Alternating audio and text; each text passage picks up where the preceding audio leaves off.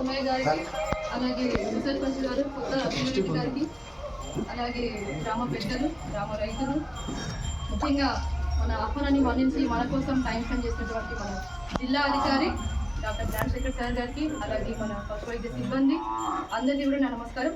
నా పేరు డాక్టర్ కల్పన. నేను నార్కల్ మండలంలో వెటనరీ డాక్టర్గా పనిచేస్తున్నాను. అలాగే ఇన్ఛార్జ్ మండలంలో కూడా పనిచేస్తున్నాను. నా ప్రాపర్ వచ్చేసి చంద్రకల్, పెద్దకొత్తపల్లి మండలం. నాగర్కర్నూలు మండలంలో వర్క్ చేయడం కంటే కూడా నా ఓన్ మండలంలో వర్క్ చేయడం నాకు చాలా సంతోషంగా ఉంది. ఎందుకంటే పెద్దకొత్తపల్లి మండలంలో చాలా సంవత్సరాల నుంచి డాక్టర్ కొరత ఎప్పటి నుంచో ఉంది.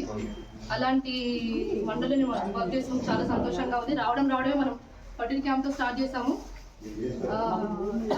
ఇలాంటి ఫర్టిలిటీ క్యాంప్స్ పెట్టడం వల్ల ఏమవుతుందంటే పశువులు ఏవైతే ఇక్కడ నుంచి మన సెంటర్కి రాలేని పరిస్థితుల్లో ఉన్నాయో అలాంటి సెంటర్లో నుంచి ఇవ్వడం వల్ల అవి సాల్వ్ అయిపోతాయి.